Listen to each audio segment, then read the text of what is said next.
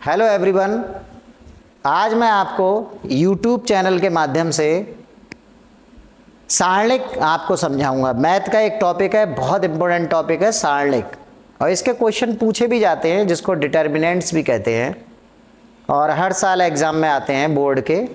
तो इसके क्वेश्चन हम आपको बताएंगे, क्या इसकी इंपॉर्टेंस है, क्या क्या इसके महत्वपूर्ण क्वेश्चन होते हैं और कैसे इसको सॉल्व करते हैं, ये समझाएंगे। देखिए बच्चों, तो हमने लिया सबसे पहला टॉपिक सारणिक।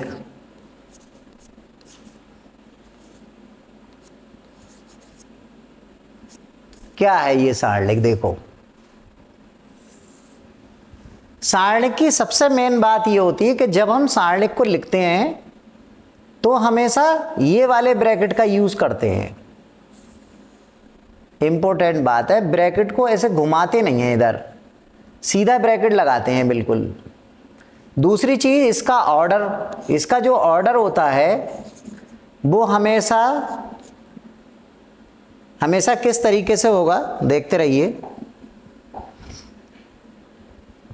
ऑर्डर होगा इसका या तो एम स्क्वायर में होगा, और या फिर क्या होगा, या एन स्क्वायर होगा। अब आप कहोगे sir M square N square क्या है? इसका मतलब ये हुआ कि जितने रो हैं उतने ही कॉलम होंगे, यानी कि रो और कॉलम कैसे होंगे? इक्वल होंगे, रो और कॉलम बराबर होंगे। ये बात इसकी ध्यान रखने की है।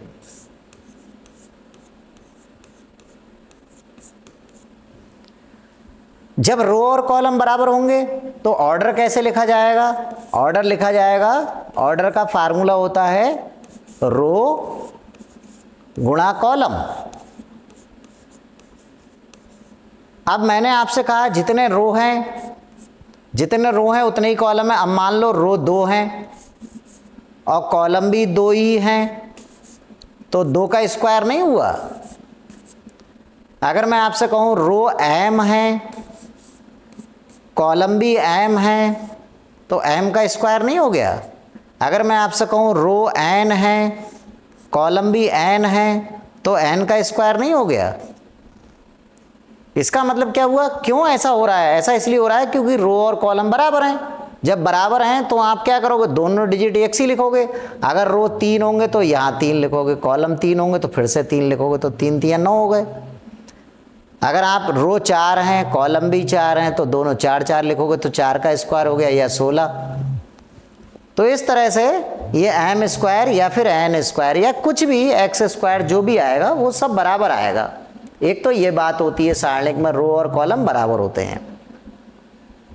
दूसरी चीज फिर आपके मन में ये आ रही है कि रो होती कैसी है? तो देखो, मैं इसके अंदर डिजिट से लिख रहा हूं। जैसे मैंने यहाँ लिखा 2, यहाँ लिखा 3, यहाँ लिखा 4, यहाँ लिखा 5। तो अब मैं आप कहेंगे कि सर इसमें कितनी रो हैं? तो देखो, रो इनको कहते हैं, ये पंक्तियां होती हैं, इन्हें रो कहते हैं। तो जो हॉरिजॉन्टल लाइंस में लिखे होते हैं, हॉरिजॉन्टल, उनको हम पंक्ति कहते हैं। तो ये पंक्ति हो गई, ये पंक्ति हो गई। तो मैं इसको कह सकता हूं रो 1, इसको कह सकता हूं रो 2, और ये कॉलम हो गए, तो इसको मैं कह सकता हूं C1, इसको कह सकता हूं C2। तो देखा आपने, इसमें जितने कॉलम हैं उतनी ही रो हैं। भाई 2 कॉलम हैं जो वर्टिकल गिने जाएंगे, ऊर्ध्वाधर रूप में आप देखेंगे तो उनको कॉलम कहते हैं, और जो क्षैतिज रूप में देखेंगे उनको रो कहते हैं। तो रो और कॉलम सारणिक में बराबर होते हैं। एक तो ये बात सबसे इंपॉर्टेंट है कि जितनी रो होंगी उतने ही कॉलम होंगे। अगर मैं रो 3 लिखता हूं तो 3 ही कॉलम लिखूंगा। जैसे मैं देखो 3 वाला भी बता देता हूं, 1 2 5 6 3 1 4 3 2। अब देखो इसमें रो कितनी है? 3, पहली रो, दूसरी रो, तीसरी रो, और 3 ही कॉलम है। 1 पहला कॉलम, दूसरा कॉलम, तीसरा कॉलम। तो आपने देखा कि जितने रो हैं उतने ही कॉलम हैं। तो अगर मैं इसका ऑर्डर कहूँ क्या होगा, तो आप क्या कहोगे? आप कहोगे सर ऑर्डर का सूत्र होता है रो गुणा कॉलम। रो गुणा कॉलम होता है इसका फार्मूला। तो रो है इसमें 3, कॉलम भी 3 है, तो इसका जो फार्मूला हुआ या तो इसका ऑर्डर हुआ है तो 3 स्क्वायर लिख दो या फिर लिख दो 9। आप कहोगे सर ये 9 का मतलब क्या है? देखो 9 का एक और मतलब भी है कि इसके अंदर के जब सारे डिजिट्स गिनोगे तो वो 9 आएंगे। देखो 1 2 3 4 5 6 7 8 9 डिजिट आए। अगर मैं कहूं कि ये एन से रिप्रेजेंट करूं, मैं इसको एन मान लूं कि इसमें जो रो है वो एन रो है और एन ही कॉलम है, तो एन स्क्वायर नहीं आएगा। तो एन स्क्वायर, तभी तो मैंने स्टार्टिंग में बताया था, या तो ऑर्डर एन स्क्वायर होगा या एम स्क्वायर होगा। क्यों होगा? क्योंकि जितनी रो होती है उतने ही कॉलम होते हैं। तो ये सबसे मेन एक बात है। दूसरी चीज, अब हम नेक्स्ट जो टॉपिक सीखेंगे या नेक्स्ट जो हमारा पॉइंट है वो हमारा पॉइंट है इसका मान निकालने को आता है। कोई भी सारणिक दे देगा, उसका मान पूछेगा। जैसे मान लो मैं एक सारणिक लिख रहा हूं, मैंने एक सारणिक लिखा 2 4 3 1, कुछ भी आप लिख सकते हैं, इसके अंदर कोई भी नंबर फिल कर सकते हैं। अब मैं इसका, वो आपसे कहे इसका मान बताइए, मैं लिख भी दे रहा हूं आगे, मान ज्ञात कीजिए। तो इसका मान ज्ञात करना कैसे हम इसका मान ज्ञात करेंगे? तो सबसे पहले आप ए लिखेंगे, इस पे मॉड का साइन लगाएंगे, इस टाइप से गुणा करेंगे। पहले ऐसे गुणा करेंगे फिर ऐसे गुणा करेंगे। ये आपको मैं बना के दिखा दे रहा हूं। तो सबसे पहले मैं लिखूंगा 3 दूनी 6, फिर लिखूंगा 4 एकम 4। देखो बड़ा आसान है, 3 दूनी 6 4 एकम 4। और आंसर कितना आएगा भाई? 3 दूनी 6 करा, 4 एकम 4 करा, 6 में से 4 गया 2 हो गया। तो इस सारणिक का मान 2 आया। और देखो एक अगला क्वेश्चन देख लो आप, इसको हम 2 लिख दे रहे हैं। हमने एक लिखा a बराबर 6 8 3 2, इसका मान ज्ञात कीजिए। मान ज्ञात कीजिए, कैसे निकालेंगे इसका मान? तो बहुत आसान है। सबसे पहले a के ऊपर मॉड्यूलस का साइन, 6 3 18, या आपको मैं गुणा करके दिखा दे रहा हूं, 6 3 माइनस, फिर ऐसे करेंगे 2 गुणा 8। हमने लिखा 6 3 18, 2 8 16, कितने बचे? 2। एक और देखिए, तीसरा क्वेश्चन देखिए। मान लो एक क्वेश्चन ये इस टाइप से लिखा है, यहाँ x है, यहाँ a है, यहाँ b है, यहाँ c है, का मान ज्ञात कीजिए।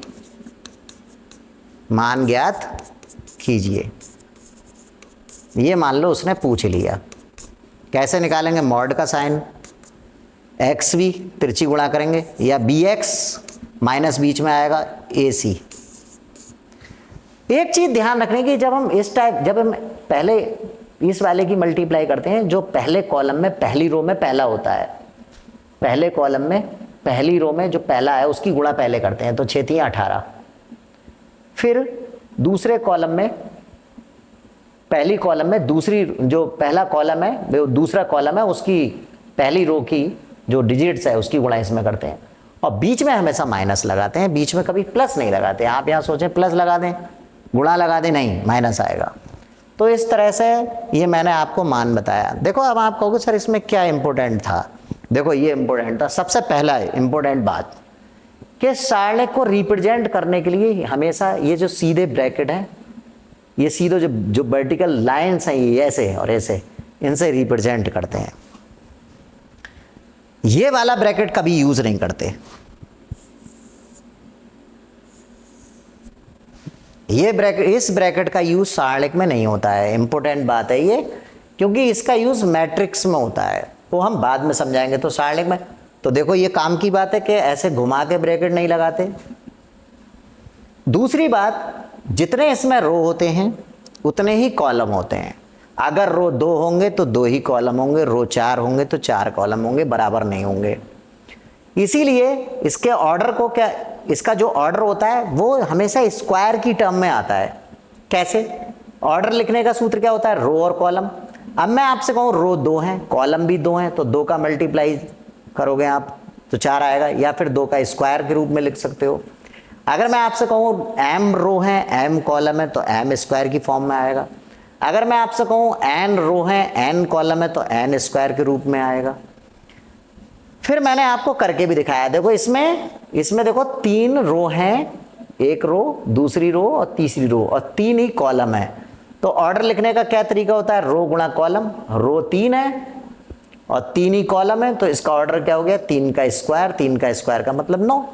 अब ये स्क्वायर की फॉर्म में आया, तो देखो मैं उस समय बोल रहा था ना n स्क्वायर, तो ये भी तो n स्क्वायर ही है। अगर मैं कह दूं ये रो है वो n है, इनको मैं रो को मान लूं n और कॉलम को मान लूं n, तो n 2 बार लिखोगे तो स्क्वायर ही तो होना है।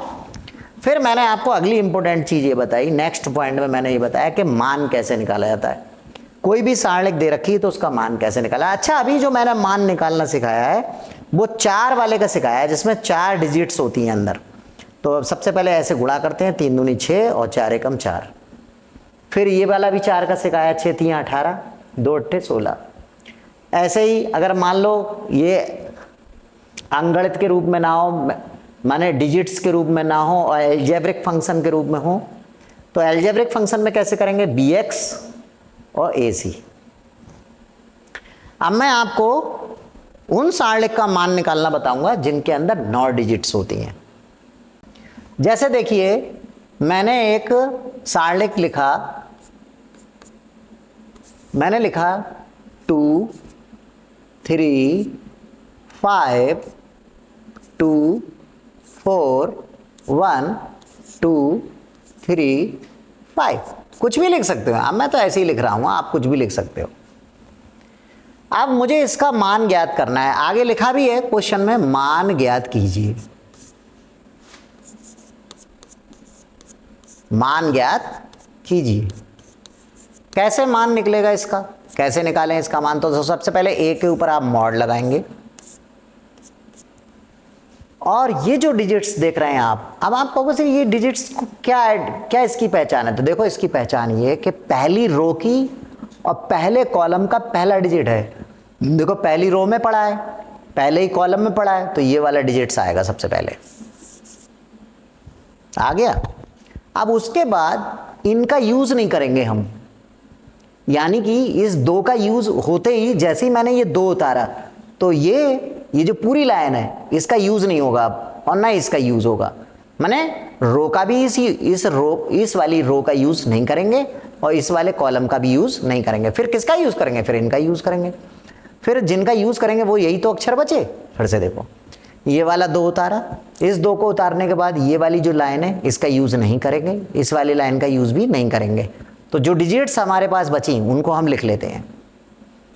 वो डिजिट हमारे पास बची 4, हमारे पास बची 2, हमारे पास बची 5 और हमारे पास बचा 3। अब मैं इस डिजिट का यूज करने वाला हूं 3 का, लेकिन जब ये जो ये वाला 3 है ये जब उतरेगा तो ये बीच का है ना, ये बीच में पड़ रहा है, देखो बिल्कुल बीच में सेंटर का है ये, तो ये इस वाले को हम नेगेटिव में लिखते हैं। ये वाला माइनस में, पहला प्लस आता है, दूसरा माइनस आता है, फिर प्लस आता है। आपको मैं लिख भी दे रहा हूं, ये वाला प्लस लेते हैं, इस वाले को माइनस में लेते हैं, इस वाले को प्लस में लेते हैं। देखो 2 मैंने प्लस का लिया था, अब ये वाला मैं माइनस लूंगा। अभी मैंने बताया कि जिस डिजिट को लेते हैं वो वाली लाइन बेकार हो जाती है। तो अब इस लाइन का यूज नहीं करूंगा मैं, भाई 3 है तो 3 इस लाइन में बैठा है, इसका यूज नहीं करूंगा, इस रो का यूज नहीं करूंगा, इस कॉलम का यूज नहीं करूंगा। अब इस रो और इस कॉलम का अगर मैं यूज नहीं करूंगा, देखो फिर से देखो, इस रो, ये वाली रो और इस वाली कॉलम का यूज अगर मैं ना करूं तो मुझे क्या नजर आएगा, 1 2 2 5, 1 2 2 5 नजर आएगा। बंद कर दो। अब मैं थर्ड इस वाली डिजिट को लूंगा, और ये डिजिट भी मैंने अभी साइन लगाया पॉजिटिव होती है, तो इसको ले लिया मैंने 5। अब मैं इस रो का कॉलम नहीं, इस रो, ये वाली जो रो है इसका यूज नहीं करूंगा, इस कॉलम का नहीं यूज करूंगा। तो जब मैं ये वाली रो यूज नहीं करूंगा और इस कॉलम को यूज नहीं करूंगा तो मुझे क्या नजर आएगा, 1 4 2 3।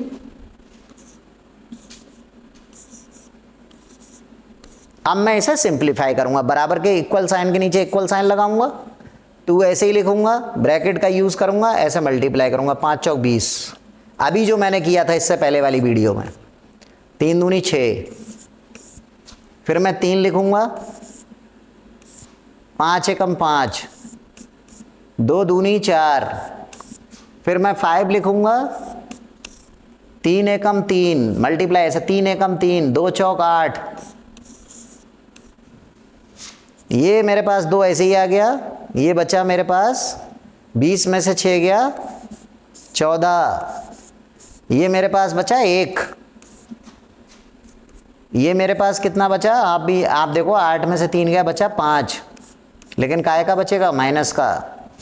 14 दूनी 28, 3 एकम 3, पचम 25, लेकिन काय का 25 प्लस माइनस माइनस का 25, 28 25 जोड़ लिया, नहीं जोड़ेंगे नहीं घटाएंगे, 25 और ये भी तो 28 हो गए, मैंने लिखा 28, ये भी हो गया 28, 28 में से 28 गया 0। तो इस तरह से हम इसका मान निकालते हैं, समझ गए। आप देखिए हम नेक्स्ट बताते हैं, एक और बताते हैं आपको, आपकी थोड़ा फास्ट करेंगे।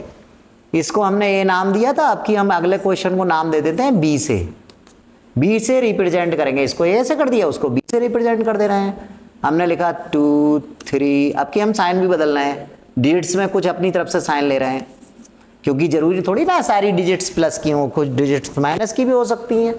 तो हमने क्या करा, यहाँ पे माइनस कर दिया, ये प्लस की ले लिया, कहीं 0 भी लिख दिया, 2 1 2, ऐसे आप कुछ भी बना सकते हो भाई, सवाल में तो कोई भी अंक हो सकते हैं ना, हमें तो मेथड सीखना है। अब वो कह रहा है मान ज्ञात करो, का मान ज्ञात कीजिए। कैसे निकालेंगे देखिए, सबसे पहले लिखेंगे बी पे मॉड का साइन, बराबर बराबर का साइन लगाएंगे और ये 2 आएगा। अब देखो क्या है, ये वाली यूजलेस हो गई, इसका यूज तो होगा नहीं, तो इनका यूज होगा 2 चौक 8 और 1 दूनी 2। अब इसका यूज होगा, माइनस का होता है, माइनस पहले से लगा है। अब ये वाली लाइन यूजलेस हो गई भाई, पहले ये वाली लाइन यूजलेस हुई थी तो 8 आया था, 2 एकम 2 आया था। अब ये वाली लाइन यूजलेस हो जाएगी तो क्या आएगा, 2 की गुणा 0 में करोगे 0 और 2 दूनी 4 आएगा। अब ये वाला 4 आएगा, अब ये वाला इसका यूज नहीं होगा, इसका यूज नहीं होगा, तो इसकी गुणा आएगा 0 और 2 चौक 8। अब कितना आया, ये हुआ 2 और ये हो गया 10, 8 और 2 10, ये हो गया 4 4 ये और 3 ये, 4 3 12, ये कितना हो गया 8 चौक 32, 8 की गुणा 4 में कर लो, 8 चौक 32 हो गया, क्योंकि प्लस माइनस माइनस। अब ये कितने हो गए 20 हो गए, ये 12 हो गए और ये 32 हो गए, तो इन्हें जोड़ लो, 12 20 कितने हो गए 32 और ये भी 32, तो क्या आंसर आया 0। 0 भी आ सकता है, कुछ भी आ सकता है, मैंने तो अंक लिखे उसमें 0 आ गया। अब मैं कुछ और ऐसे भी लिख सकता हूँ कि जिसमें 0 ना आए, तो एक बाई चांस वाली बात है, कुछ भी आंसर आ सकता है। मान का मतलब कोई भी आंसर आ सकता है, प्लस का भी आ सकता है, माइनस का भी आ सकता है, 0 भी आ सकता है।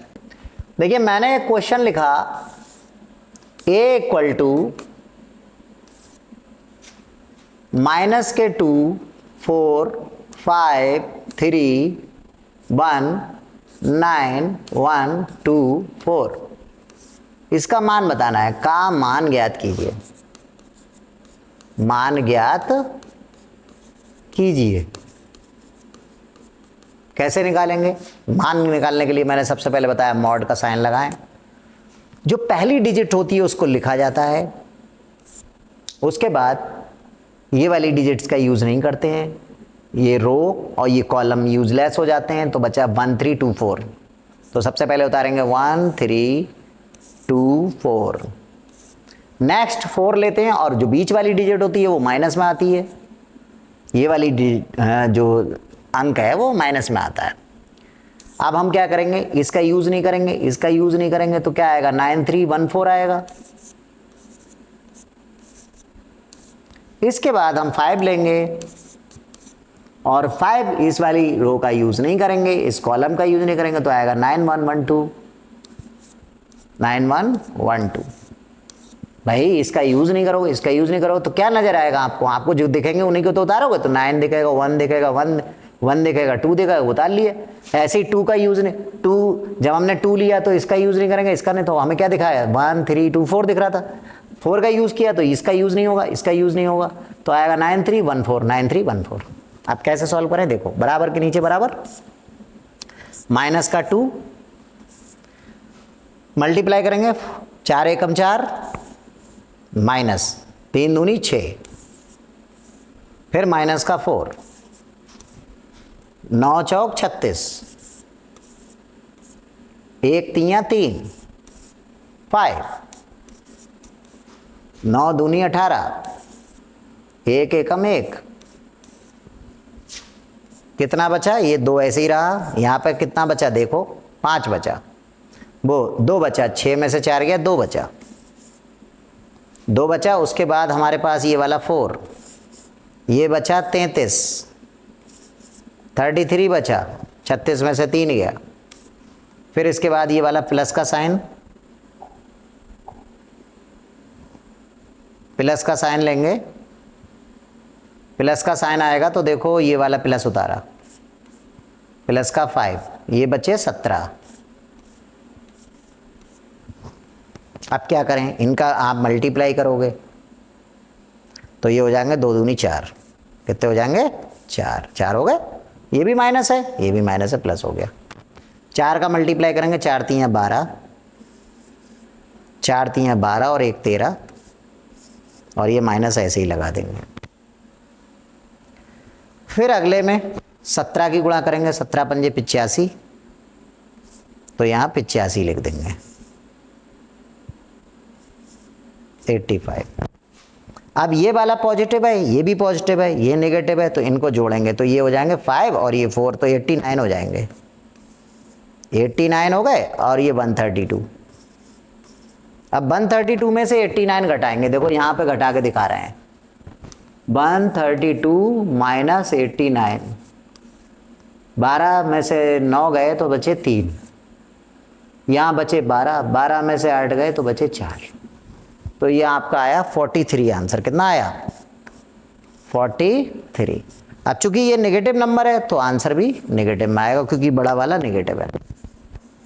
तो इस देखिए एक क्वेश्चन हम और लेते हैं, हमने लिखा a इक्वल टू, देखो a से कोई मतलब नहीं है, आप यहाँ a की जगह b बना सकते हैं, c बना सकते हैं, d बना सकते हैं, ये आपके ऊपर है। मैंने अंक यहाँ पे यूज़ किए हैं 2 0 3 4 6 2 1 2 3। अब देखो हम इसका मान ज्ञात कर रहे हैं, का मान ज्ञात कीजिए। फिर से देख लो, देखो यहाँ पे 0 आ गया, ये आपके लिए अच्छा है, आपने ऐसा 0 वाला नहीं करा होगा। देखो सबसे पहले हमने क्या करा, मॉड लगाया, इक्वल का साइन, सबसे पहले हम 2 लेंगे, 2 लेने के बाद ये यूज़ नहीं करेंगे, इसका यूज़ नहीं करेंगे, तो हमारे पास आएगा 6 4 2 3। फिर हम 0 का यूज़ करेंगे, 0 का लेंगे माइनस का, क्योंकि हमने बताया बीच की संख्या माइनस लेते हैं, इसका यूज़ नहीं करेंगे, इसका यूज़ नहीं करेंगे, तो क्या आएगा 2 4 1 3। भाई इसका यूज़ नहीं करोगे, इसका भी यूज़ नहीं करोगे, तो 2 4 1 3 तो आएगा, तो लिख दो 2 4 1 3। अब इसके बाद 3 लिखो, जब 3 का यूज़ होगा तो ये वाली लाइन बेकार हो जाएगी, ये भी बेकार हो जाएगी, तो 2 6 1 2 आएगा, 2 6 1 2। तो यहाँ लिख दो 2 6 1 2। अब देखिए क्या करेंगे, 2 ऐसे ही रहेगा, 6 3 18 लिखेंगे, 2 चौक 8 लिखेंगे, ऐसे मल्टीप्लाई करेंगे 8 लिखेंगे, 0 0 तो इससे मल्टीप्लाई होगा, सबको बेकार कर देगा, ये वाली टर्म लिखना ही बेकार है। तो हम सीधे यहाँ आते हैं, 2 दूनी 4 6 एकम 6, फिर बराबर के नीचे बराबर, ये बचेगा 18 में से 8 गया 10, तो 2 गुणा 10 प्लस 3, यहाँ बचेगा 2, माइनस का बचेगा 6 में से 4 गया, ये हो जाएगा 20, 10 दूनी 20, और ये हो जाएगा 3 दूनी 6, और काय का माइनस का, क्योंकि प्लस माइनस माइनस। अब बराबर कितने बचे, 20 में से 6 गया 14। देखो यहाँ जो हम इनका यूज़ कर रहे हैं ना, इसका हमने पहले ही सिखाया था, देखो हमने पहले ना स्टार्टिंग में सिखाया था, स्टार्टिंग में हमने ये वाले तो सिखा दिए 4 डिजिट वाले, तो 4 डिजिट वाले का ही तो यूज़ कर रहे हैं हम, तभी तो हमने फिर 9 का सिखाया है। आप देखिए इसके बाद हम आपको एक चीज़ और बताते हैं, लिखना सिखाते हैं। देखो इसमें कुछ हम आपको बताएंगे, क्या बताएंगे, देखो जैसे हमने लिखा 2 4 6 3 1 2 और 2 3 1, 4। अब देखो मैं आपसे कहूं इसका A11 क्या होगा, A11, A11 क्या होगा? तो A11 क्या का मतलब समझते हैं आप? 11 का मतलब देखो, इसका मतलब पहली रो, ये जो 1 है इसका मतलब पहली रो पहले कॉलम को छोड़ दो, पहली रो पहला कॉलम छोड़ दो, तो क्या नजर आएगा? 1 3 3 4, 1 3 3 4, ये होता है इसका मतलब। मैं आपसे पूछूं इसका A12 बताओ, तो A12 कैसे निकालेंगे आप? इसका मतलब पहली रो, पहला वाला जो होता है वो रो का होता है, दूसरा कॉलम का, पहली रो दूसरे कॉलम को छोड़ दो, पहली रो और दूसरे कॉलम को छोड़ दो। देखो हमने पहली रो पहले कॉलम को छोड़ा था, तो ये देखा। अब हम किसे छोड़ेंगे? पहली रो और दूसरे कॉलम को, पहली रो को छोड़ दो दूसरे कॉलम को, तो क्या नजर आएगा? पहली रो दूसरे कॉलम को छोड़ोगे तो आएगा 2 3 2 4, 2 3 2 4। ऐसे ही मैं इसका निकालूं 13 कैसे निकालूंगा भाई? 13 मुझे निकालना है तो कैसे निकालूंगा? देखो 13 निकालने के लिए मैं क्या करूंगा? देखो 13 निकालने के लिए मैं क्या करूंगा? देखो 13 निकालना है तो इसका मतलब पहली रो तीसरा कॉलम, पहली रो को छोड़ दूंगा तीसरे कॉलम को, तो मुझे नजर आएगा 2 1 2 3। देखो इसको, अब मैं 11 12 13 निकल गए, अब मैं निकालूंगा 21। इसका मतलब क्या हुआ? दूसरी रो पहला कॉलम, तो दूसरी रो पहले कॉलम को छोड़ दूंगा, दूसरी रो पहला कॉलम छोड़ दूंगा, तो मुझे क्या नजर आएगा? 46 34, तो 4 6 3 4 दिखाई देगा, इसको उतार लो। फिर मैं निकालूंगा 22। भाई 21 निकाला है मैंने, 22 निकालूंगा। 22 कैसे निकालूंगा? दूसरी रो दूसरा कॉलम, तो दूसरी रो दूसरे कॉलम को छोड़ दूंगा, दूसरी रो छोड़ दूंगा और दूसरा कॉलम छोड़ दूंगा, दूसरी रो दूसरा कॉलम, तो क्या नजर आएगा? 2 4 2 6 2 4, दूसरी रो दूसरा कॉलम 2 6 2 4, तो नजर आएगा 2 6 2 4। अब मैं निकालूंगा 23 कैसे निकालूंगा? देखो दूसरी रो तीसरा कॉलम, दूसरी रो तीसरा कॉलम छोड़ दूंगा, तो मुझे नजर आएगा 2 4 2 3, 2 4 2 3। अब मैं निकालूंगा देखो 11 12 13 21 22 23, अब मैं निकालूंगा 31 कैसे निकलेगा? तीसरी रो पहला कॉलम, तीसरी रो छोड़ दो पहला कॉलम छोड़ दो, तो नजर आएगा 4 6 1 3। अब मैं निकालूंगा 32 कैसे निकालूंगा? देखो ये 32 है, ये वाला ये गलत लिख गया है, तो हमने लिखा है यहाँ 2 लिखा हमने, देखो यहाँ A32 कैसे लिखेंगे? देखो तीसरी रो, ये तीसरी रो 3 है, तीसरी रो और दूसरा कॉलम छोड़ देंगे, तो तीसरी रो दूसरा कॉलम छोड़ोगे तो क्या नजर आएगा? 2 6 2 3, 2 6 2 3। अब मैं निकालूंगा 33, क्या निकालूंगा? 33 कैसे पढ़े? तीसरी रो तीसरा कॉलम, तीसरी रो छोड़ दो तीसरा कॉलम, तो क्या नजर आएगा? 2 4 2 1, 2 4 2 1। अब हम बच्चों इसके आधार पे कल आपको इनवर्स निकालना सिखाएंगे। सारणी का देखिए सबसे इंपॉर्टेंट टॉपिक है मान निकालना, दूसरा इसके बाद सेकंड टॉपिक इंपॉर्टेंट है ए इनवर्स ज्ञात करना। तो इनवर्स ज्ञात करेंगे कल हम इनवर्स निकालना सिखाएंगे, लेकिन उसमें इसका यूज होगा। तो आज भी हमने सिखा दिया ये, और लेकिन ये हम कल एक बार और बताएंगे, तब इनवर्स निकालेंगे। सारणी में 2 चीजें इंपॉर्टेंट है, सबसे पहले मान, उसके बाद inverse. Thank you very much.